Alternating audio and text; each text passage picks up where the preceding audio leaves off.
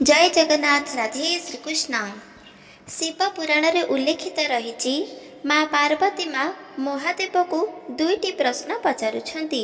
ए दुईटी प्रश्न हैला, एमिति क्यों नारी अछंती तांको जीवन रे बयस न हेबा पूर्वरु विधवा जोग आसी थाए। एहार उत्तर जानिबा द्वारा कौनसी भी नारी को जीवन रे केबे भी विधवा जोग आसी न थाए। द्वितीय प्रश्न हेउची, क्यों नारी को लक्ष्मीवती बोली कुहा जाए। क्यों नारी अछंती जिए कि तांको माँ लक्ष्मीवती बोली कुहंती, जिए कि माँ लक्ष्मीकर सदा सर्वदा आशीर्वाद प्राप्त करती। ए दुईटी प्रश्नर उत्तर प्रत्येक नारी जानिबा अत्याधिक आवश्यकता। काहींकि ना जदि आमे शास्त्रीय कथा को प्रत्येक नारी जानिबे तांका जीवन रे एही दुईटी असुविधा बा दुर्घटना केबे भी होई पारिबो नाही। द्वितीय रे घरे सदा सर्वदा कली झगड़ा दुख कष्ट राग ठारू दूरे जीव। माँ लक्ष्मीकर आशीर्वाद प्राप्त होई पारिबो, ता साथिरे धन संपत्ति मध्य भरिपूर्ण होई पारिबो। तो आपण माने निहाती भावरे माँ लक्ष्मीकर एही सुंदर तथ्य मने रखंतु, जो तथ्य स्वयं माँ पार्वती माँ महादेव को पचारुछंती।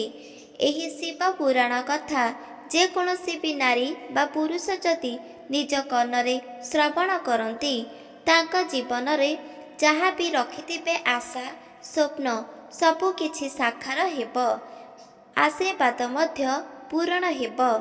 जे कौनसी मनुष्य जदि घर जमी कौनसी भी जागा किनिबा को चाहुछंती, ताहाले निहाती भाବରେ किनि पारिबे। काहेकि ना सेमाने भगवान श्री महादेवंकर अत्यंत सुंदर एही शास्त्रीय कथा को श्रवण करती। सेथिपाई चलतु जानिबा। शिव पुराण रे उल्लेखित रही माँ पार्वती माँ महादेव को एही प्रश्नर उत्तर पचारुछंती, जहाद्वारा कि महादेव आशीर्वाद करिछंती जे कौनसी भी भक्त तांकर एही सुंदर तथ्य को निज कर्णरे श्रवण करती, आगको आसवाक जाउथिबा बड़रू बड़ विपद अंत करिवे आउ आशीर्वाद मध्य प्रदान करिवे। निहाती भावरे एहाकु मने रखंतु। आर्थिक समस्या सबुकिछि दूरे जीव, काहेकि ना धनर देवी माँ लक्ष्मी आशीर्वाद सदा सर्वदा करिथांती। सेथिपाई चलतु जानिबा एही दुईटीर प्रश्नर उत्तर, जहा शुणिबा क्षणी देह मन पवित्र हेबा संगे संगे मनर आशा स्वप्न मध्य साकार होइथाए। जदि कौनसी व्यक्ति जहाँ भी किछि सामान निज घर को आनिबा को चाहुथिबे, जेमिति अन्य कौनसी जगार घर जमी बा ऋण जदि सुझिबा को मध्य चाहुचंती, एहाकु निहाती भावरे श्रवण करंतु। चलंतु जानिबा महादेव माता पार्वतींकर एही सुंदर कहानी, जहाँकि शिव पुराण रे उल्लेखित रही। गोटे दिन महादेव एक पर्वत उपरे बसी तपस्या लीन थिले। सेही समय रे माँ पार्वती माँ महादेवंक पाखकु आसिले।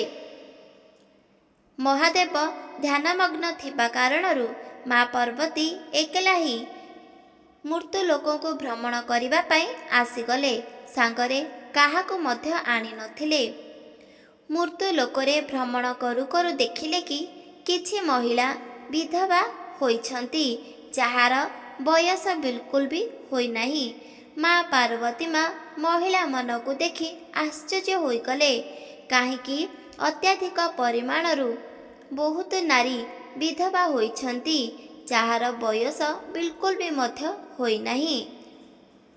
देखि देखि किछि बाट आगकु गले, आगकु मध्य देखिले एमिति किछि नारी को अलेक्षण बोली कही गाली करुछंती, आउ किछि नारी को आदरर सहित माँ लक्ष्मीवती कही निज घर को पाछड़ी नौछंती। एही सबु दृश्य निज नयन रे देखुथिले। सेही समय रे नारद मुनि निजे मर्त्य लोक को देखिले स्वर्ग रे थाई, जिए कि स्वयं माँ पार्वती माँ ଭ୍ରମଣ କରିବାକୁ ଯାଇଛନ୍ତି ଏହି ମର୍ତ୍ତ୍ୟ ଲୋକଙ୍କୁ ବା ମୃତ୍ୟୁ ଲୋକଙ୍କୁ। ସେହି ସମୟରେ ନାରଦ ମୁନି ମଧ୍ୟ ମା ପାର୍ବତୀ ମାଙ୍କୁ ଦେଖିବା ପାଇଁ ପୁଣି ଥରେ ଏହି ମୃତ ଲୋକଙ୍କୁ ଆସିଗଲେ। ମା ପାର୍ବତୀ ମାଙ୍କୁ ଦେଖିଲେ ଆଉ ପ୍ରଣାମ କରିଲେ। ଏକ ବିଦ୍ୱାନ ମହାଜ୍ଞାନୀ ହେଉଛନ୍ତି ନାରଦ ମୁନି, ଯାହାର ପ୍ରଶ୍ନର ଉତ୍ତର ଭଗବାନଙ୍କର ପ୍ରତ୍ୟେକ ତଥ୍ୟ କେବଳ ନାରଦଙ୍କ ପାଖରେ ଥାଏ। ସେହି ସମୟରେ ମା ପାର୍ବତୀ ମା ନାରଦ ମୁନିକୁ କହିଲେ, ଯିଏକି ବୟସ ନ ହେବା ପୂର୍ବରୁ କାହିଁକି ପ୍ରତ୍ୟେକ ନାରୀଙ୍କୁ ବିଧବା ହେବାର ଦଣ୍ଡ ମିଳୁଛି? ଦ୍ୱିତୀୟ ଦଣ୍ଡ ଏମିତି କେଉଁ ନାରୀ ଅଛନ୍ତି ସେମାନେ ଲକ୍ଷ୍ମୀବତୀ, ଆଉ କେଉଁ ନାରୀ ଅଛନ୍ତି ସେମାନଙ୍କୁ ଅଲକ୍ଷ୍ମୀ ବୋଲି କୁହାଯାଏ? ଏହି ବିଷୟରେ ଦୟାକରି ମୋତେ ମହର୍ଷି ବୁଝାଇ କୁହନ୍ତୁ। ସେହି ସମୟରେ ମହର୍ଷି କହିଲେ କି, ହେ ମାତା, ମୁଁ ନିଜେ କହିବା ଆପଣ ଶୁଣିବା ଦ୍ୱାରା ଉତ୍ତମ ହେବ। ଦେବଦେବ ମହାଦେବଙ୍କର ବାଣୀଠାରୁ ଶୁଣିବା। ଚାଲନ୍ତୁ ଏହି କ୍ଷଣି ଆମେ ଯିବା ମହାଦେବଙ୍କୁ ଏହି ପ୍ରଶ୍ନର ଉତ୍ତର ପଚାରିବା। ମା ପାର୍ବତୀ ମା ତାଙ୍କ କଥା ଶୁଣି ସନ୍ତୁଷ୍ଟ ହୋଇଗଲେ ଆଉ ଆସିବାକୁ ଲାଗିଲେ କୈଳାସକୁ। ଏକ ପର୍ବତରେ ମହାଦେବ ତପସ୍ୟାରେ ଲୀନ ଥିଲେ। ମା ପାର୍ବତୀ ମା ସେଠାରେ ଯାଇ ଉପସ୍ଥିତ ହେଲେ। ତାଙ୍କ ସାଥିରେ ନାରଦ ମୁନି ମଧ୍ୟ କହିବାକୁ ଲାଗିଲେ, ହେ ମାତା, ଆପଣ ଯଦି ଚାହିଁବେ ମହାଦେବକୁ ଧ୍ୟାନମଗ୍ନ କରିପାରିବେ। ଅନ୍ୟ କୌଣସି ବ୍ୟକ୍ତି ଯଦି ଏହାର ପ୍ରୟାସ କରିବେ ତାହେଲେ ତାହାର ବିନାଶ ଘଟିବ। ସେହି କାରଣରୁ ତୁମେ ହିଁ ମହାଦେବକୁ ଧ୍ୟାନମଗ୍ନ ହେବାକୁ କୁହନ୍ତୁ। ତୁମ ବାଣୀ ଶୁଣିବା ଦ୍ୱାରା ମହାଦେବ ଅତ୍ୟଧିକ ସନ୍ତୁଷ୍ଟ ହୋଇପାରିବେ। ନାରଦ ମୁନିଙ୍କ କଥା ଶୁଣି ମା ପାର୍ବତୀ ମା ମହାଦେବକୁ ଧ୍ୟାନମଗ୍ନ ହେବା ପାଇଁ ଉଚ୍ଚ ସ୍ୱରରେ ଉଚ୍ଚାରଣ କରିଲେ ଯେ, ସ୍ୱାମୀ ଧ୍ୟାନମଗ୍ନ ହୁଅନ୍ତୁ। ଆପଣଙ୍କ ପାଖକୁ ଆସିଛି ଗୋଟିଏ ସନ୍ଦେଶ ନେଇ। ମହାଦେବ ମାତା ପାର୍ବତୀଙ୍କର ଗୋଟି ନୁହଁ ବରଂ ଗୋଟିଏ ପ୍ରଶ୍ନର ଉତ୍ତର ଦିଅନ୍ତି। ମା ପାର୍ବତୀ ମାଙ୍କର କଥା ଶୁଣି ମହାଦେବ ଧ୍ୟାନମଗ୍ନ ହୋଇଗଲେ ଆଉ କହିବାକୁ ଲାଗିଲେ, ହେ ଦେବୀ, ତୁମେ ଯାହା ବି କିଛି ପ୍ରଶ୍ନ ଧରି ଆଣିଛ ମୋ ସମ୍ମୁଖରେ ନିହାତି ଭାବରେ କହିପାରିବ। ମା ପାର୍ବତୀ ମା ମହାଦେବଙ୍କୁ କହିଲେ, ହେ ସ୍ୱାମୀ, ମୋର ଗୋଟିଏ ପ୍ରଶ୍ନ ରହିଛି। ଏହି ପ୍ରଶ୍ନର ଉତ୍ତର ଜାଣିବା ଦ୍ୱାରା ମୋତେ ଶାନ୍ତି ଅନୁଭୂତି ହେବ। ଯେଉଁ ପର୍ଯ୍ୟନ୍ତ ମୁଁ ଆପଣଙ୍କ ମୁଖରୁ ଏହି ପ୍ରଶ୍ନର ଉତ୍ତର ଜାଣିନାହିଁ ସେ ପର୍ଯ୍ୟନ୍ତ ମୁଁ କୌଣସି ବି ଭୁବନକୁ ଗମନ କରିପାରିବି ନାହିଁ। ମହାଦେବ ବିଚାର କରିଲେ, ଦେବୀ ଏମିତି କେଉଁ ପ୍ରଶ୍ନ ଆଣିଛନ୍ତି ଯାହାର ଉତ୍ତର ମୋତେ ବିଲକୁଲ ବି ଜ୍ଞାତ ନାହିଁ।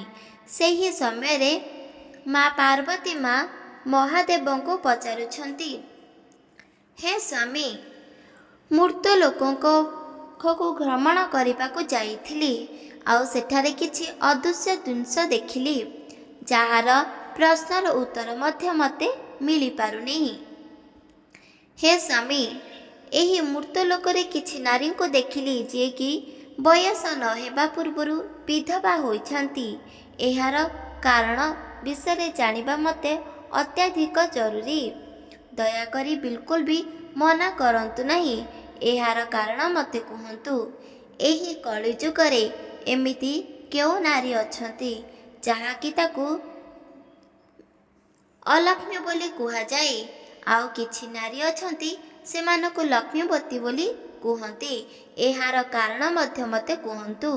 କେଉଁ ଦଣ୍ଡ ବା ଭୁଲ କିମ୍ବା ଅପରାଧ କରିବା ଦ୍ୱାରା ଏହି ସବୁ ଦଣ୍ଡ ଏହି ଜନ୍ମରେ ଭୋଗିବାକୁ ପଡ଼ୁଛି, ଏହି ବିଷୟରେ ମଧ୍ୟ କୁହନ୍ତୁ ପ୍ରଭୁ। ମା ପାର୍ବତୀ ମାଙ୍କର କଥା ଶୁଣି ମହାଦେବ କହିଲେ, ତୁମେ ଯେଉଁ କୌଣସି ବି ପ୍ରଶ୍ନ ପଚାରିବ ତାହାର ଉତ୍ତର ମୁଁ ତତ୍କ୍ଷଣ ଦେବି। କାହିଁକି ନା ତୁମେ ଜାଣିବା ଦ୍ୱାରା ଏହି ଯେକୌଣସି ବି ମନୁଷ୍ୟ ବହୁତ କିଛି ସୁଖ ସମୃଦ୍ଧି ପ୍ରାପ୍ତ କରିପାରିବ, ଅର୍ଥର ଦୁଃଖ ମଧ୍ୟ ଦୂର ହେବ।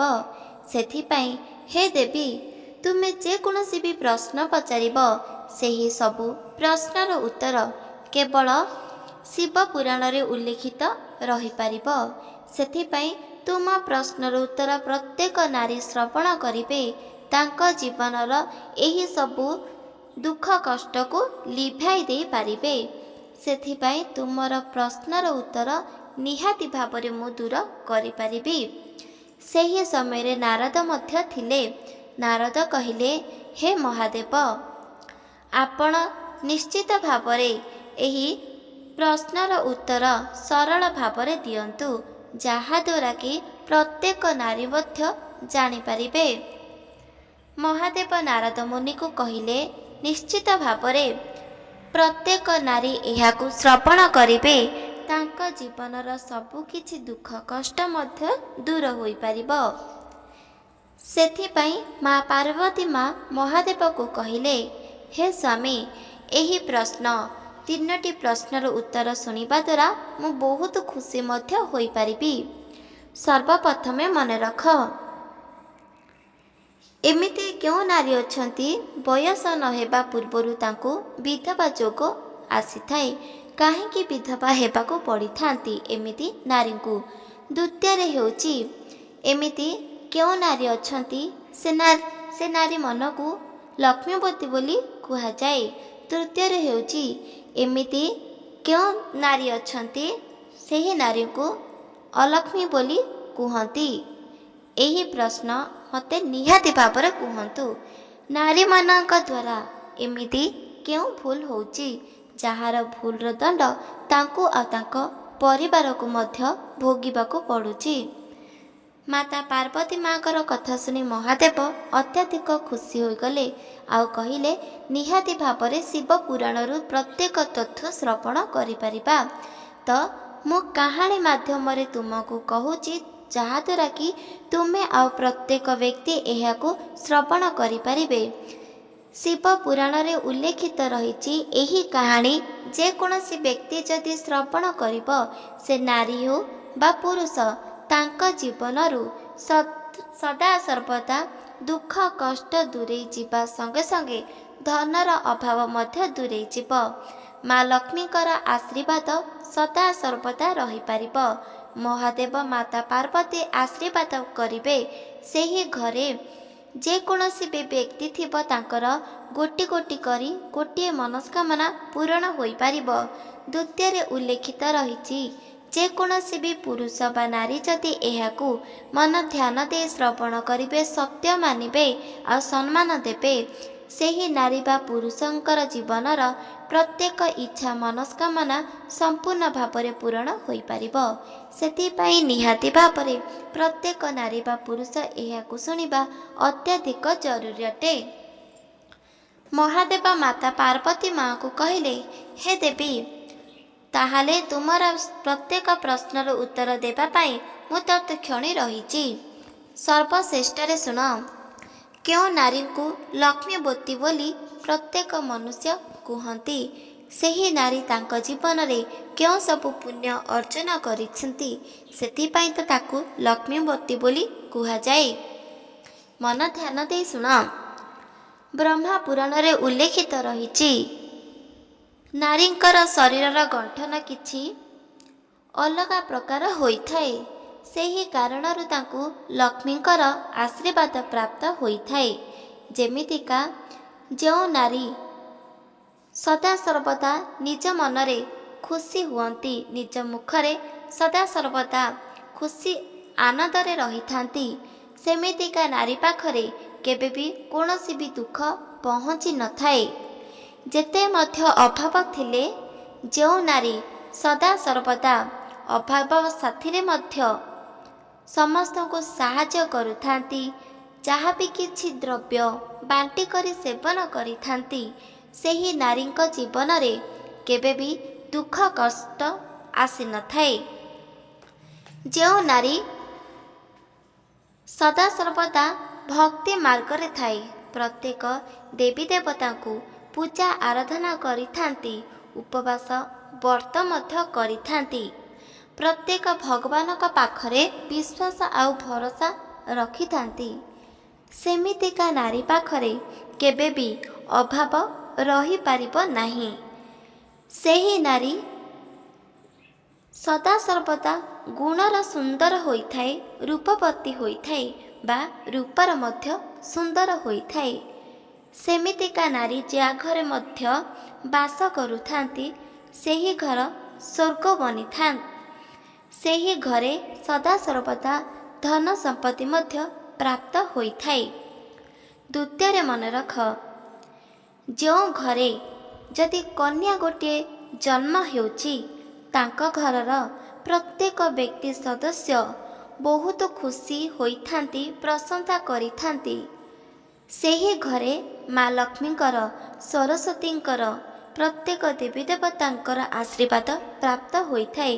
ସେହି ଘରଙ୍କର ଲୋକମାନେ ସବୁଦିନ ପାଇଁ ଉନ୍ନତି କରିବାରେ ଲାଗିଥାନ୍ତି। ଯାହା ଇଚ୍ଛା କରନ୍ତି ତାହା ପୂରଣ ହୋଇଥାଏ। କାହିଁକି ନା କିଛି ବ୍ୟକ୍ତି ଅଛନ୍ତି କନ୍ୟା ସନ୍ତାନ ଜନ୍ମ ହେଲେ ବହୁତ ମନ ଦୁଃଖ କରନ୍ତି, କ୍ରନ୍ଦନ କରନ୍ତି ଆଉ କ୍ରୋଧିତ ହୋଇଥାନ୍ତି। ଯେକୌଣସି ପୁରୁଷ ଯଦି ଅତ୍ୟଧିକ ଖୁସି ହୋଇଥାନ୍ତି ସେହି ଘରେ ସଦାସର୍ବଦା ଲକ୍ଷ୍ମୀଙ୍କର ଆଶୀର୍ବାଦ ରହିଥାଏ।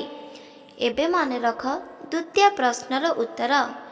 କେଉଁ ନାରୀଙ୍କୁ ଅଲକ୍ଷ୍ମୀ କୁହାଯାଏ ବା କେଉଁ ସବୁ ଭୁଲ ବା ପାପ କର୍ମ କରିବା ଯୋଗୁଁ ସେହି ନାରୀଙ୍କୁ ଅଲକ୍ଷ୍ମୀ ବୋଲି କୁହନ୍ତି?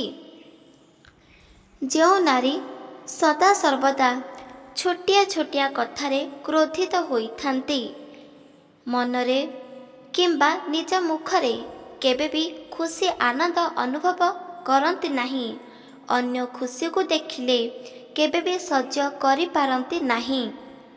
ଯେଉଁ ଘରେ ଯେକୌଣସି ନାରୀ ଜନ୍ମ ହେଲେ ତାଙ୍କ ଘରର ସଦସ୍ୟ ଲୋକ କ୍ରୋଧିତ ହୋଇଥାନ୍ତି, ନିନ୍ଦା ଅପମାନ କରିଥାନ୍ତି।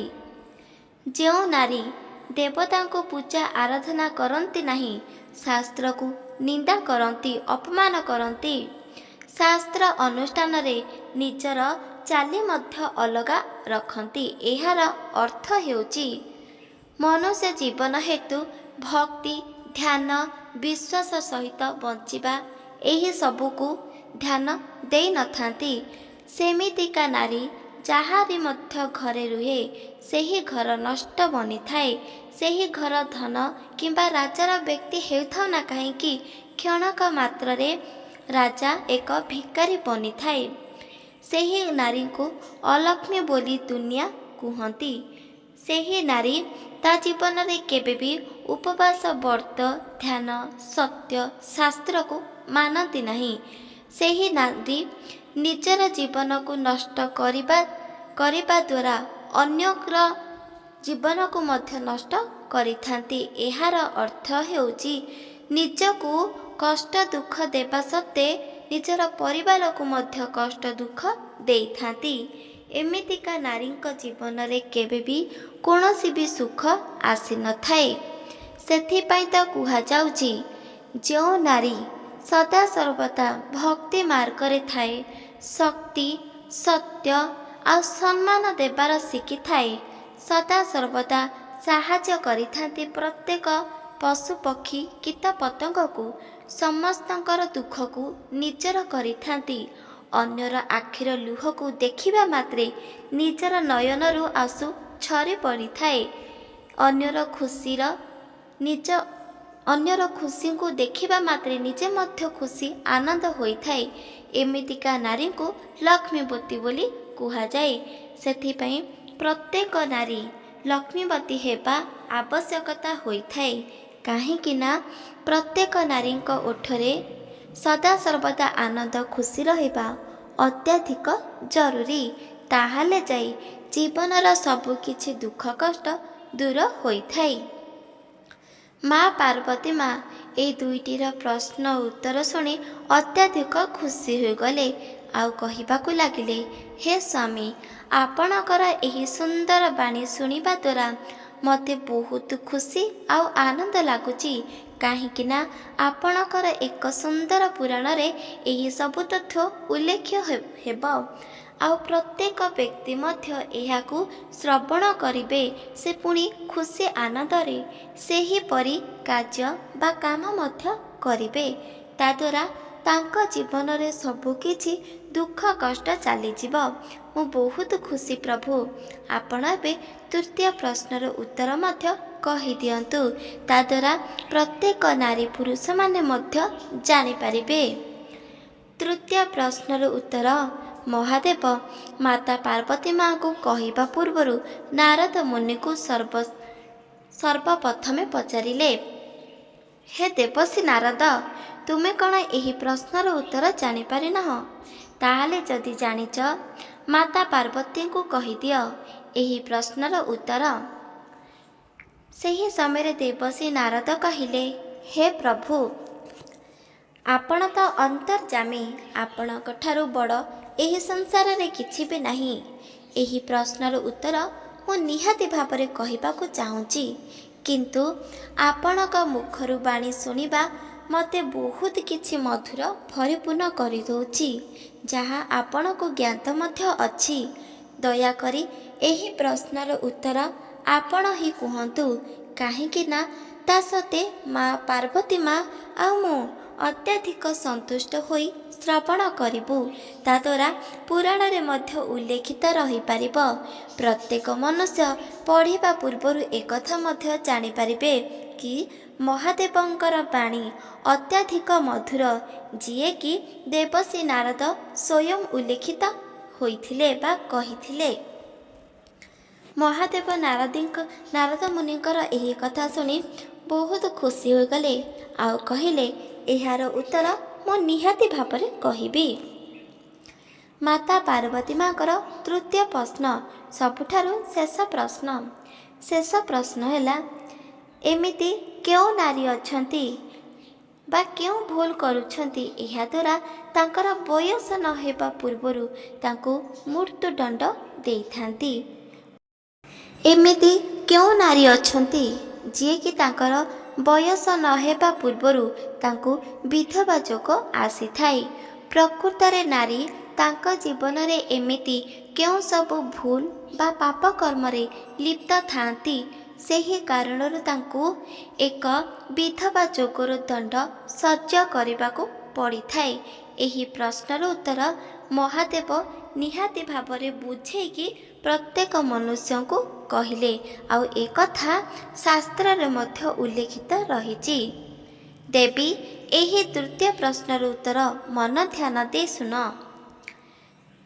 ଯେଉଁ ନାରୀ ସଦାସର୍ବଦା ପ୍ରତ୍ୟେକ ବ୍ୟକ୍ତିକୁ ହିଂସା, ଗର୍ବ କରନ୍ତି, ମୋହ କରିଥାନ୍ତି, ଯେଉଁ ନାରୀ ବିବାହ ପରେ ନିଜ ବାପ ଘରକୁ ସଦାସର୍ବଦା ନିଜର ବୋଲି କରିଥାନ୍ତି, ଗର୍ବ ରଖିଥାନ୍ତି, ନିଜ ବାପ ଘରେ ଯଦି ଅତ୍ୟଧିକ ଧନ ସମ୍ପତ୍ତି ଥାଏ, ସେହି ଧନ ସମ୍ପତ୍ତିକୁ ନେଇ ଗର୍ବ କରୁଥାନ୍ତି ଆଉ ସ୍ୱାମୀଙ୍କୁ ନିନ୍ଦା କରିଥାନ୍ତି, ଯେଉଁ ନାରୀ ଅତ୍ୟଧିକ ସୁନ୍ଦର ଥାଏ, ଦେଖିବାକୁ ଏକ ରାଣୀ ପରି କିମ୍ବା ରାଜକୁମାରୀ ପରି, ଯଦି ତା ସ୍ୱାମୀ ଅଳ୍ପକେ ସୁନ୍ଦର ହୋଇଥାଏ କି ବିଲକୁଲ ବି ସୁନ୍ଦର ହୋଇନଥାଏ, ସେହି ସ୍ୱାମୀକୁ ନୀଚ ଦେଖିଥାନ୍ତି ବା କଟୁ କଥା କହିଥାନ୍ତି, ତାଦ୍ୱାରା ଗର୍ବ ଅହଙ୍କାର କରିଥାନ୍ତି, ସେମିତିକା ନାରୀଙ୍କ ଜୀବନରେ ବିଧବା ଯୋଗ ଆସିଥାଏ।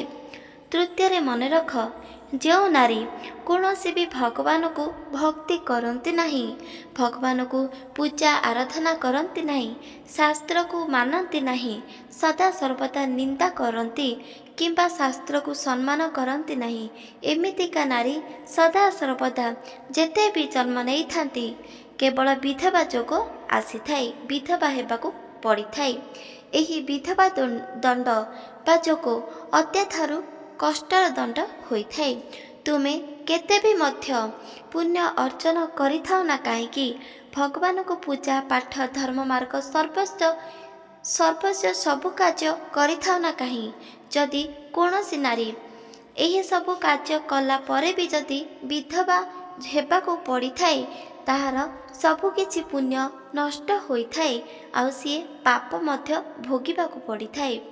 ବିଧବା ହୋଇ ଯେକୌଣସି ନାରୀ ମୃତ୍ୟୁବରଣ କରନ୍ତି ସେହି ନାରୀଙ୍କର ଜୀବନରେ କେତେ ମଧ୍ୟ ପୁଣ୍ୟ ଥାଉ, କିନ୍ତୁ ଯମଦୂତରୁ ନିହାତି ଭାବରେ ଦଣ୍ଡ ସହ୍ୟ କରିବାକୁ ପଡ଼ିଥାଏ। ଏହା ଏକ ସତ୍ୟ ବଚନ। ସେଥିପାଇଁ ନାରୀମାନଙ୍କୁ ସୁଧାରିବାକୁ ପଡ଼ିଥାଏ। ଏମିତି କାର୍ଯ୍ୟ କେବେ ବି କୌଣସି ବି ନାରୀ କରିବା ଉଚିତ ନୁହଁ।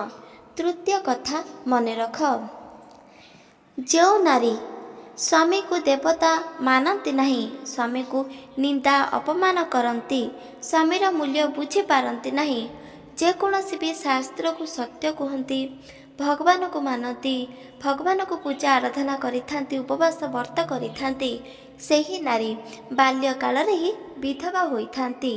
ଏହାର ଅର୍ଥ ହେଉଛି ସେ କେତେ ବି ବୟସରୁ ହେଉଥାଉ ନା କାହିଁକି ବିବାହ ଯଦି କରୁଛି, ବିବାହ ବାସିଠାରୁ ହିଁ ତା'ର ବିଧବା ଯୋଗ ଆସିଥାଏ। ସେଥିପାଇଁ ସ୍ୱାମୀକୁ ପୂଜା କର, ସ୍ୱାମୀକୁ ଦେବତା ପରି ମାନ, ସ୍ୱାମୀଙ୍କର ଭଲରେ ମନ୍ଦରେ ପ୍ରତ୍ୟେକ ତଥ୍ୟରେ ସାଙ୍ଗରେ ରୁହ। ବିନା ପୂଜା ଉପବାସରେ ମଧ୍ୟ ଭଗବାନଙ୍କର ଆଶୀର୍ବାଦ ପ୍ରାପ୍ତ ହୋଇପାରିବ। ଏହା ଏକ ସତ୍ୟ ହୋଇଥାଏ। ସ୍ୱାମୀ ବିନା ଯେକୌଣସି ନାରୀ ଜପ ତପ ପୂଜା ବିଧିନୀତି ସବୁକିଛି ମାନନ୍ତି, ତାହାର ପୁଣ୍ୟଫଳ କେବେ ବି ପ୍ରାପ୍ତ ହୋଇନଥାଏ। ତାହାର ଦଣ୍ଡ ଭୋଗିବାକୁ ପଡ଼ିଥାଏ, ଯାହାକି ଶାସ୍ତ୍ରରେ ଉଲ୍ଲେଖିତ ରହିଛି। ଏହି କଥା କେବଳ ମହାଦେବ ମାତା ପାର୍ବତୀ ମାଆଙ୍କୁ କହିଥିଲେ। ମା ପାର୍ବତୀ ମା ମହାଦେବଙ୍କର ଏହିସବୁ ବଚନ ଶୁଣି ବହୁତ ଖୁସି ଆଉ ଆନନ୍ଦ ହୋଇଗଲେ। ଆଉ କହିଲେ, ହେ ପ୍ରଭୁ, ଆପଣଙ୍କର ଏହିସବୁ ବାଣୀ ଶୁଣିବା ଦ୍ୱାରା ମନ ପବିତ୍ର ହୋଇଗଲା। ହେ ପ୍ରଭୁ, ଦୟାକରି ଏହି ପ୍ରଶ୍ନର ଉତ୍ତର ପ୍ରତ୍ୟେକ ନାରୀ ଜାଣିବା ଅତ୍ୟଧିକ ଆବଶ୍ୟକତା। ଏକଥା ଶୁଣି ମହାଦେବ କହିଲେ, ତୁମକୁ ମଧ୍ୟ ବହୁତ କିଛି ଆଶୀର୍ବାଦ ପ୍ରାପ୍ତ ହେବ, କାହିଁକି ନା ତୁମେ ଏହି ସୁନ୍ଦର ଅମୃତବାଣୀକୁ ଶ୍ରବଣ କରୁଛ। ଏହାଦ୍ୱାରା ମହାଦେବ ମାତା ପାର୍ବତୀ ମାଆଙ୍କୁ ଗୋଟିଏ ଶିକ୍ଷା ଦେଖାଇଥିଲେ, ବର ମଧ୍ୟ ପ୍ରଦାନ କରିଥିଲେ, ତା ସାଥିରେ ନାରଦ ମୁନିଙ୍କୁ ମଧ୍ୟ ପ୍ରଦାନ କରିଥିଲେ। ସେହି ଦିନଠାରୁ ଶିବ ପୁରାଣରେ ଉଲ୍ଲେଖିତ ରହିଥିଲା ଏହି ତିନୋଟି ପ୍ରଶ୍ନର ଉତ୍ତର, ଯାହାକି ପ୍ରତ୍ୟେକ ନାରୀ ଜାଣିବା ଅତ୍ୟଧିକ ଆବଶ୍ୟକତା। ତାହେଲେ ଯାଇ ସବୁକିଛି ପାପର ଦଣ୍ଡ ମିଳିନଥାଏ, ପୁଣି ନଷ୍ଟ ହୋଇଥାଏ। ସବୁକିଛି ପୁଣ୍ୟ ପ୍ରାପ୍ତ ହେବା ସଙ୍ଗେ ସଙ୍ଗେ ଭଗବାନଙ୍କର ଆଶୀର୍ବାଦ ମଧ୍ୟ ପ୍ରାପ୍ତ ହୋଇଥାଏ। ଏହା ଏକ ସତ୍ୟ ବଚନ। ମାତା ପାର୍ବତୀ ମା ମହାଦେବଙ୍କର ଏହି ସୁନ୍ଦର ବାଣୀ ଶୁଣି ବହୁତ ଖୁସି ଆଉ ମଧୁର ମଧ୍ୟ। ଏହି ବାଣୀ ଶୁଣିବା ଦ୍ୱାରା ତାଙ୍କର ଆଶୀର୍ବାଦ ମଧ୍ୟ ପ୍ରାପ୍ତ ପାଇପାରିଲେ। ତା ସେଥିରେ ଦେବଶ୍ରୀ ନାରଦ ମଧ୍ୟ ଆଶୀର୍ବାଦ ପ୍ରାପ୍ତ ପାଇଲେ। ତାଦ୍ୱାରା ପ୍ରତ୍ୟେକ ମନୁଷ୍ୟ ଯଦି ଏହି କାହାଣୀକୁ ଶ୍ରବଣ କରିବେ, ତାଙ୍କ ଦ୍ୱାରା ମଧ୍ୟ ଆଶୀର୍ବାଦ ପ୍ରାପ୍ତ ହୋଇପାରିବ। ସେଥିପାଇଁ କୁହାଯାଉଛି, ଜୀବନରେ ଶାସ୍ତ୍ର ଅଛି ତାହେଲେ ସବୁକିଛି ଅଛି। ଜୀବନରେ ଯଦି ଶାସ୍ତ୍ର ନାହିଁ ତାହେଲେ କିଛି ବି ନାହିଁ। ମହାଦେବଙ୍କର ଏହି ସୁନ୍ଦର ବାଣୀକୁ ପ୍ରତ୍ୟେକ ନାରୀ ପୁରୁଷମାନେ ମନେ ରଖିବା ଅତ୍ୟଧିକ ଆବଶ୍ୟକତା। ତାହେଲେ ଯାଇ ସବୁକିଛି ଦୁଃଖ କଷ୍ଟ ଦୂର ଥାଏ।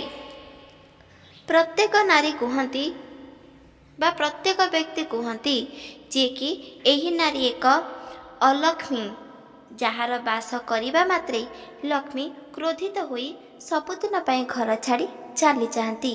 କିନ୍ତୁ ଏହା ଏକ ଅସତ୍ୟ ଅଟେ। ଯେମିତି ଶିବ ପୁରାଣରେ ଉଲ୍ଲେଖିତ ରହିଲା, ଠିକ୍ ସେପରି କାର୍ଯ୍ୟ କରିବା ଦ୍ୱାରା ଅଲକ୍ଷ୍ମୀ ନୁହଁ ବରଂ ଲକ୍ଷ୍ମୀପତି ହୋଇଥାନ୍ତି। ପ୍ରତ୍ୟେକ ନାରୀଙ୍କ ଜୀବନରେ ମା ଲକ୍ଷ୍ମୀଙ୍କର ଆଶୀର୍ବାଦ ପ୍ରାପ୍ତ ହୋଇଥାଏ। ପ୍ରତ୍ୟେକ ନାରୀ ଗୋଟେ ଲକ୍ଷ୍ମୀବତୀ। କିଛି ଭୁଲ ବଚସେ ଶାସ୍ତ୍ରୀୟ ବିଧି ଅନୁଷ୍ଠାନରେ କାର୍ଯ୍ୟ ନ କରିବା ବଚସେ କିଛି ଦୁଃଖ କଷ୍ଟ ପ୍ରାପ୍ତ ହେବ, ଆଉ ଅଲକ୍ଷ୍ମୀ ମଧ୍ୟ ଏହି ନାମକୁ ଶୁଣିବାକୁ ପଡ଼ିବ। ଶାସ୍ତ୍ର ଅନୁଷ୍ଠାନରେ ପ୍ରତ୍ୟେକ ଦିନ କାର୍ଯ୍ୟ କର, କେବେ ବି ଅଲକ୍ଷ୍ମୀ କୌଣସି ନାରୀ ହୋଇପାରିବ ନାହିଁ। ଲକ୍ଷ୍ମୀବତୀ ପ୍ରତ୍ୟେକ ନାରୀ ହୋଇପାରିବେ। କୌଣସି ବି ନାରୀଙ୍କ ଜୀବନରେ ବିଧବା ଯୋଗ ଆସିପାରିବ ନାହିଁ। ଯଦି ଏହି ଶିବ ପୁରାଣରୁ ପ୍ରତ୍ୟେକ ତଥ୍ୟକୁ ମନେ ରଖିବ, ଆଉ ଠିକ୍ ସେପରି କାର୍ଯ୍ୟ କରିବ। ବିଧବା ଯୋଗ କେବେ ବି ସ୍ପର୍ଶ କରିପାରିବ ନାହିଁ, ଏହା ସତ୍ୟ ଅଟେ। ଏହି ତଥ୍ୟ କେବଳ ଶିବ ପୁରାଣରେ ଉଲ୍ଲେଖିତ ରହିଛି, ଯାହାର ପ୍ରତ୍ୟେକ ନାରୀ ବା ପୁରୁଷମାନେ ଜାଣିବା ଅତ୍ୟଧିକ ଆବଶ୍ୟକତା। ସବୁକିଛି ପାପ ନଷ୍ଟ ହୋଇଥାଏ। ଏହାକୁ ଶ୍ରବଣ କରିବା ଦ୍ୱାରା ଭଗବାନଙ୍କର ଆଶୀର୍ବାଦ ପ୍ରାପ୍ତ ହୋଇଥାଏ। ଘରେ ଧନ ସମ୍ପତ୍ତି ଉତ୍ପନ୍ନ ହୋଇଥାଏ। ଏହାକୁ ଯଦି ଆପଣ ଧ୍ୟାନରେ ସହିତ, ଭକ୍ତିରେ ସହିତ, ସମ୍ମାନରେ ଦେଇ ଶ୍ରବଣ କରନ୍ତି, ତାହେଲେ ସବୁକିଛି ଦୁଃଖ କଷ୍ଟ ଦୂର ହୋଇଥାଏ। ଏହା ସତ୍ୟ ଅଟେ। ଆପଣଙ୍କୁ ଏହି ଶିବ ପୁରାଣ ତଥ୍ୟ କିପରି ଲାଗିଲା କମେଣ୍ଟ ମାଧ୍ୟମରେ ନିହାତି ଭାବରେ ଜଣାଇପାରିବେ। ଏହି ଭିଡ଼ିଓ ଯଦି ଆପଣଙ୍କୁ ଭଲ ଲାଗିଛି, ଚ୍ୟାନେଲକୁ ସବସ୍କ୍ରାଇବ୍ କରିଦେବେ, ଲାଇକ୍ କରିଦେବେ, କମେଣ୍ଟ କରିଦେବେ। କମେଣ୍ଟ ତ ନିହାତି ଭାବରେ କରିବେ, ଆଉ କମେଣ୍ଟରେ ରାଧେ ଶ୍ରୀକୃଷ୍ଣ ଲେଖିଦେବେ। ରହୁଛି। ଜୟ ଜଗନ୍ନାଥ, ଜୟ ମା ଲକ୍ଷ୍ମୀ, ଜୟ ଶ୍ରୀକୃଷ୍ଣ। ରାଧେ ରାଧେ, ରାଧେ ଶ୍ରୀକୃଷ୍ଣ।